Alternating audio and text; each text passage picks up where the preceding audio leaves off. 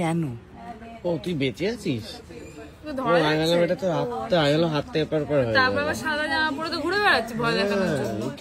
সকাল সকাল এরকম ভূতের মতো সাদা জামা পরে বসে আছিস কেন এখানে? তুই মানুষজন কি কেমন হতে পারে না? আমি গেছি গোয়াতে, হ্যাঁ মানে যেটা হচ্ছে সেটা খুবই বাজে, বাট আমি তো বেঁচে আছি এখন। আমাকে নিয়ে কেন এরকম হয় আমি বুঝতেই পারি না। মেরে ফেলতে চায়।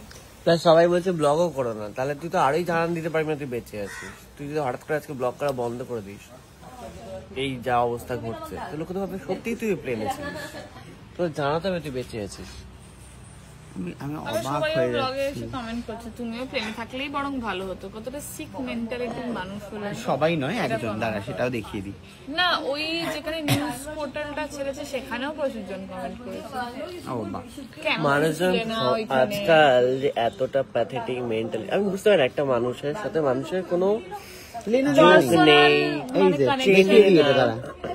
হ্যাঁ, এই যে এই মানুষটা কমেন্ট করেছে এটা, তারপরে লিখেছে এটা, আর মানুষটার প্রোফাইল এটা, মানুষটা হচ্ছে এটা। হ্যাঁ বলে বল। তো তার কোনো যোগ নেই, চেনে না, দুটো হয়তো ভিডিও দেখেছে, তাতে মানুষের ব্যাপারে এই ধরনের কমেন্ট কি করে কেউ করতে পারে? মানে কি করে একটা মানুষ তো একটা মানে একটা কিছু মানুষ আছে যারা একটা মশা মারার আগেও দুবার ভাবে। কিন্তু মানুষের বলছে মরে যাও, হ্যান ত্যান, মরে গেলে ভালো তো প্লেনে কেন তুমি? পাগল হয়ে যাচ্ছে লোকটা। যে প্লেনের কি ঘটনাটা ঘটেছে বা কতজন মানুষ মারা গেছে সেটা নিয়ে ওর কিছু যায় আসে না। নায়ক কেন ওই প্লেনে ছিল না, ওর হচ্ছে সেটা মেইন কনসার্ন। মানে এতগুলো মানুষ যে মারা গেলেন তাতেও মানে হয়তো উনি খুশি, যে আরেকজন মারা গেলে আরো বেটার হতো, এরকম একটা বিষয়। মানে এই যে কমেন্ট গুলো আসছে, মানুষজন বলছে এগুলো মানে কেন? মানে কারো ধরো বাড়িতে কুটকাচালি হচ্ছে, ঝগড়া হচ্ছে, সেটাকে ব্লগ করেছে, এটা কি ভিউ? কুটকাচালি দুখানা বউ, ওরা হচ্ছে মেকানিক্যাল ঝগড়া বানায়, ঠিক আছে?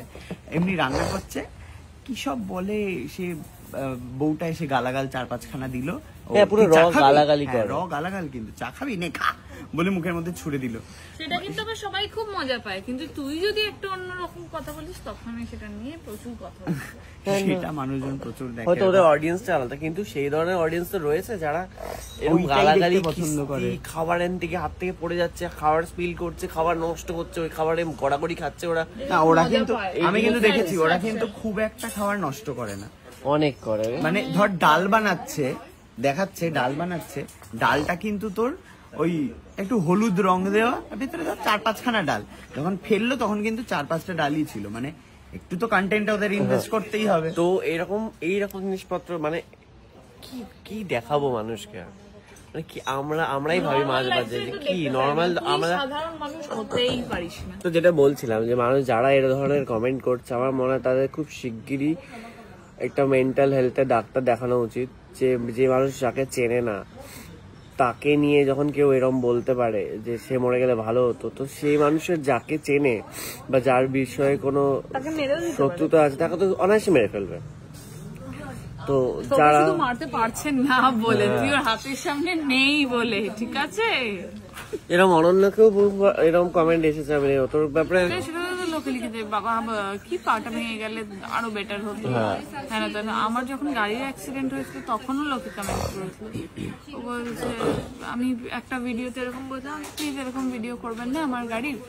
একটা ইন্টারভিউ দিতে গিয়ে বলতাম, তারপরে আপনারা বলবেন কি দুর্ঘটনায় মারা গেল অভিনেত্রী, প্লিজ এটা করবেন না। এবার ওরা ওই ক্লিপটাই ছেড়েছিল, এবার ওই ক্লিপটা ছাড়া ওখানে নিচে সবাই কমেন্ট করেছে কেন তুমি মারা গেলে না, তুমি মারা গেলেই ভালো হতো।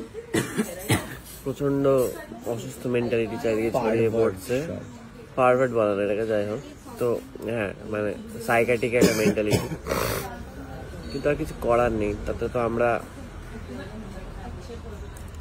চুপ করে বসে থাকতে পারি না এসব শুনে, তাই একটুখানি প্রতিবাদ ছড়ে দিলাম আপনাদের দিকে। আপনারাই বলুন আমাদের কি করা উচিত।